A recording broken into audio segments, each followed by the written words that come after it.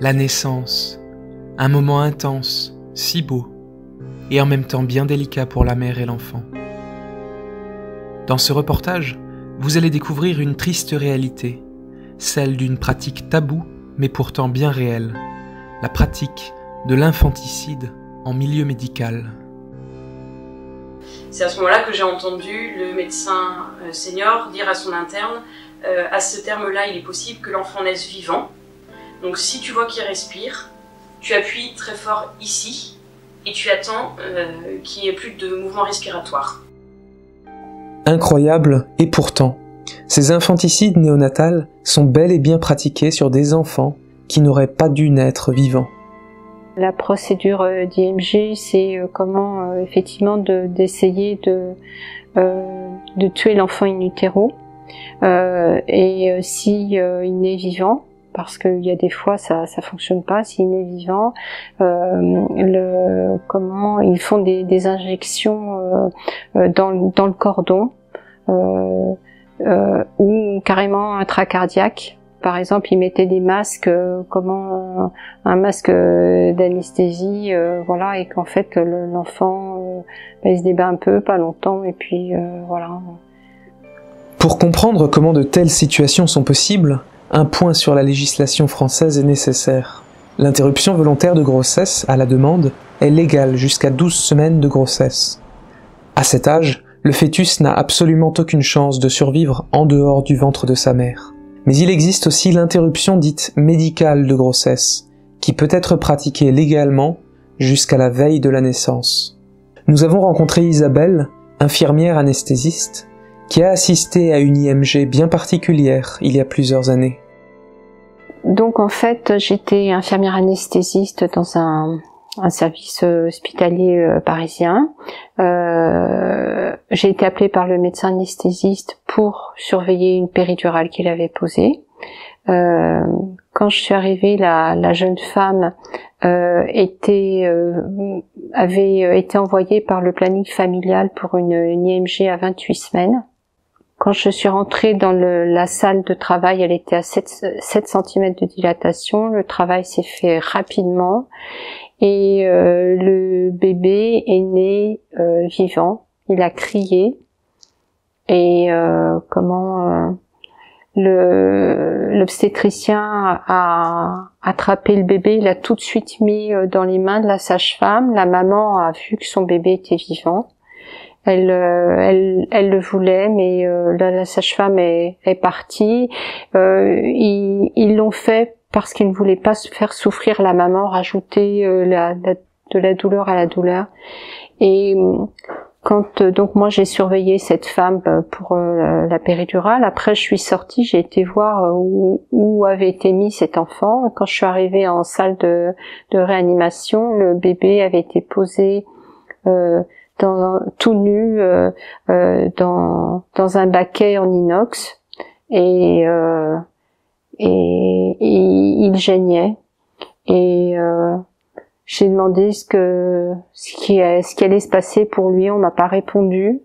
Je suis retournée en salle de travail avec la maman et quand je suis ressortie, le bébé n'était plus dans la salle de réanimation. J'ai demandé où il était et on m'a dit qu'il avait été mis dans un box vide. Je suis revenue, je sais pas, 3 heures plus tard et donc je suis retournée voir les sages-femmes et j'aurais demandé mais il est où le petit? Et elles m'ont dit c'est fini, il a jeûné pendant longtemps, voilà. Loin d'être un cas isolé, l'expérience d'Isabelle est vécue par bien d'autres membres du corps médical, dès lors qu'ils sont impliqués dans un service de néonatalité. Car ces infanticides néonatals ne concernent pas seulement des fœtus que l'on voulait avorter. Justine, aujourd'hui médecin gériatre dans l'ouest de la France, se souvient bien de l'infanticide qu'elle a vécu lorsqu'elle était simple interne. Donc le pédiatre me demande de venir observer le nouveau-né et me demande ce que j'en pense. Donc c'est vrai que le nouveau-né présente un morphotype de trisomie 21. Nous discutons de ça tous les deux et puis tout de suite arrivent des radiographies du cœur et du foie de l'enfant. qui montre une souffrance cardiaque et hépatique majeure, donc qui compromettent la survie de l'enfant à court terme en fait. Voilà. Il faut savoir que pendant ce temps-là, la maman avait accouché de façon normale, par voie basse de son enfant. Elle n'était pas au courant qu'il y avait un souci. L'enfant a été retiré à sa mère d'emblée. Voilà, je ne sais pas exactement ce qui lui a été expliqué, mais elle n'était pas au courant qu'il y avait danger de mort pour son enfant. Le médecin pédiatre avec l'anesthésiste regarde les radiographies de thorax et d'abdomen de l'enfant. Ils disent que bon bah voilà, ça confirme la clinique, l'enfant ne va pas survivre. Le médecin pédiatre se tourne vers l'anesthésiste et lui dit est-ce qu'il te reste du produit péridural? L'anesthésiste lui répond oui, oui. Elle va chercher la seringue, il la prend, il injecte à l'enfant au niveau du cathéter ombilical qui avait été posé par l'anesthésiste quelques minutes auparavant. Moi, je ne comprends pas ce qui se passe.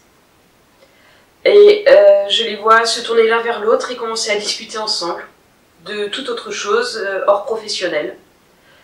Et là, je comprends qu'en fait, ils ont décidé d'euthanasier cet enfant sans en prévenir les parents. Et en laissant l'enfant, donc là, ils ont débranché la machine respiratoire à ce moment-là, et ils laissent l'enfant gasper. Ça dure quelques minutes, je sais pas, moi ça m'a paru une éternité, j'étais complètement sidérée, j'avais envie d'hurler, de prendre cet enfant, de l'emmener à sa mère. Voilà, ça m'émeut encore d'en parler. Et voilà, l'enfant est décédé comme ça. Ensuite, une fois que le pédiatre a constaté le décès de l'enfant, il est allé voir les parents pour leur expliquer que l'enfant n'avait pas survécu. Je sais qu'il ne leur a pas dit qu'il avait euthanasié l'enfant. Comment des médecins peuvent-ils prendre une telle décision? Une autre expérience d'Isabelle donne un élément de réponse.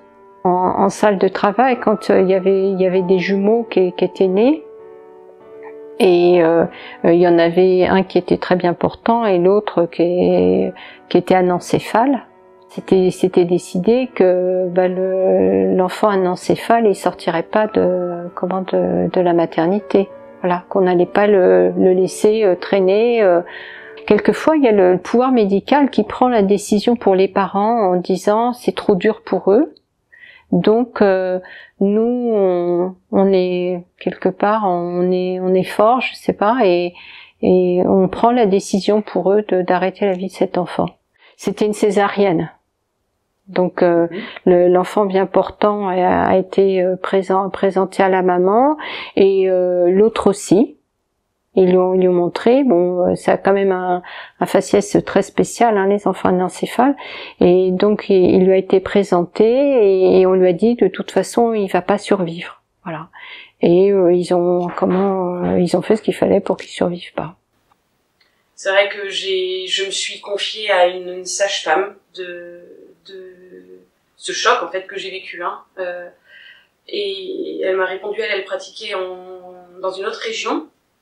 Elle m'a répondu qu'elle était confrontée à ce genre de choses, c'est-à-dire des infanticides d'enfants nés vivants d'un avortement. Elle m'a expliqué que dans des grossesses qui étaient au-delà du 2e trimestre, il pouvait arriver que l'enfant naisse vivant et qu'on soit obligé de le noyer. Elle m'a expliqué qu'ils mettaient une bassine d'eau à côté d'eux pour éviter que l'enfant puisse crier. Voilà, aujourd'hui en France, ça ne semble pas poser de problème, mais ça semble assez fréquent pour être assumé. Loin de se limiter à la France, les décisions du personnel médical d'euthanasier des nouveau-nés ont lieu dans toute l'Europe. Nous avons vu que ces décisions sont parfois prises par des médecins sans consulter les parents lorsque l'enfant survit à son avortement, ou lorsque l'enfant né à terme est atteint d'un handicap le condamnant à brève échéance. Sue Wood, infirmière dans un hôpital de banlieue londonienne, a quant à elle assisté à l'euthanasie de nouveau-nés dont le handicap n'était absolument pas létal. There was an incident when I was working on a neonatal ward where there were 2 children in the ward at the same time. Both of them had disabilities. One had hydrocephalus and spina bifida and the other one had deformed legs, and as was really, I think, common practice in those days, and I'm not sure what they do now, but these children, they were fed on demand and otherwise not given any treatment. And the way that this was presented to the parents was that, you know, that the children wouldn't live, but that they would be cared for and looked after as well as possible, and they would fade away and gradually die. And I think I realised at the time that these children didn't have disabilities that would necessarily lead to them dying, that in fact they were also being given quite heavy doses of sedatives, and that's why they weren't demanding any food. And so in fact the aim of the treatment, if you like, was that the child died. And I think since I've, you know, in my later life, I've been more involved with charities working in Africa with families with disabled children. I've realised that if these children were born in rural Africa with no health service, no money, no help at all, actually they probably wouldn't have died. So they weren't necessarily going to pass away. It wasn't something that just happened. Donc c'est incroyable parce que 21 semaines, on arrive à sauver des fœtus et à terme, on accepte d'euthanasier des enfants. Que faire alors pour ces enfants nés vivants? En Pologne, la mort d'un enfant laissé à l'agonie après son avortement a ému l'opinion publique, encourageant le gouvernement à changer sa loi pour interdire les avortements tardifs pratiqués sur des enfants atteints de handicap. Kilka miesięcy temu w warszawskim szpitalu Świętej Rodziny, cierpiąc w samotności, umierał mały Wiktorek, urodzony żywo w trakcie aborcji, pozostawiony bez pomocy medycznej, pozbawiony podstawowych praw. Nie próbowano nawet ukoić jego bólu, gdy przez pół godziny kwilił w agonii. Jeżeli prawo pozwala personelowi szpitalnemu obserwować męczarnię dziecka, oczekując jego śmierci, zamiast nieść mu pomoc, to jest to prawo nieludzkie, jest to prawdziwe ustawowe bezprawie. Enfin, moi, j'étais très proche des sages-femmes pourtant parce que je suis vraiment très admiratif de leur travail et de leur humanité. C'est des femmes formidables. Hein. Et quand il y avait par exemple des naissances sous X, elle prenait avec tellement de gentillesse, elle cajolait, elle prenait ses petits en fait qu'elle savait déjà abandonner, et toute la nuit elle se relayait pour le garder dans les bras et tout. Enfin, vous voyez, c'est en complète contradiction avec ce qui s'était passé cette nuit-là. Je pense qu'il faut vraiment que ça soit cadré, qu'il y ait des protocoles qui soient établis pour ces cas-là, c'est-à-dire dans le cas où un enfant naît vivant suite à un avortement, qu'est-ce qu'on fait? Que les équipes, que les médecins décident pas tout seuls dans leur coin, selon leurs critères à eux, qui doit vivre, qui doit pas vivre. Enfants laissés à l'agonie, mensonges faits aux parents, pratiques eugénistes, IMG présenté à tort comme l'unique solution face au handicap de l'enfant à naître. Pour l'heure en France, le tabou sur ces pratiques entourant l'enfanticide néonatal n'est pas encore levé.